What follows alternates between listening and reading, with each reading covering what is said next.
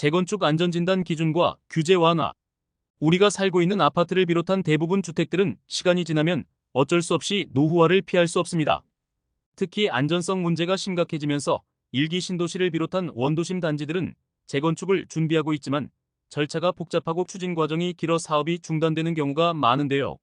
현재 아파트를 다시 지으려면 재건축 안전진단에서 위험성을 인정받아야 하고, 이를 통과하지 못하면 해당 조건이 충족될 때까지 수년간 사업을 미루어야 하는 실정입니다.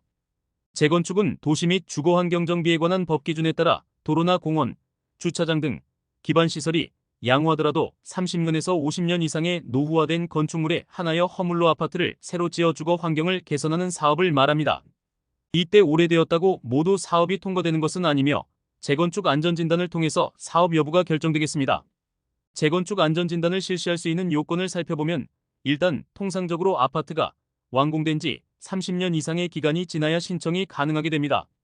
신청을 하게 되면 현지 조사를 통한 안전진단을 실시하게 되는데, 구조의 안정성과 함께 건축 설비의 노후도, 주거환경 등 3가지 항목을 고려해야 하며 각 항목의 세부 내용에 따라 어에서 2등급 5단계의 구분 점수를 받게 됩니다. 구조 안정성 검사의 경우는 집안의 상태나 변형이나 균형, 하중, 구조체 노후화나 변경, 접합부 등 세부적인 상태를 살펴보게 됩니다. 지붕 마감, 외벽, 계단실, 기계 설비 시스템, 배관, 전기 배선 등 마감과 설비의 노후도를 점검합니다.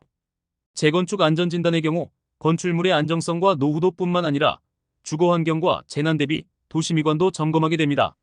이렇게 모든 항목에 대한 점검을 마치게 되면 등급을 매기게 되며 D등급 이하여야만 재건축을 진행할 수 있게 됩니다.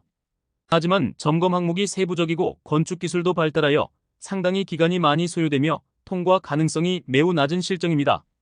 실제 재건축이 절실하지만 안전진단을 통과하지 못하는 경우가 대부분이어서 아이러니하게 거주민들은 주택이 더 노후화되길 바라는 실정입니다.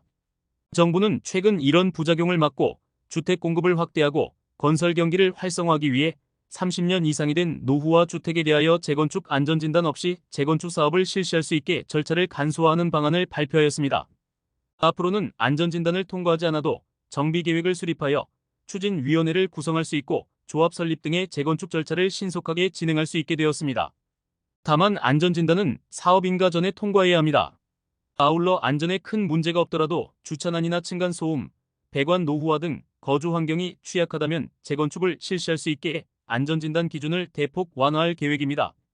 사실상 생활경 진단으로 바꾸어 노후화에서 생활 불편 중심으로 바꿀 것이라고 합니다.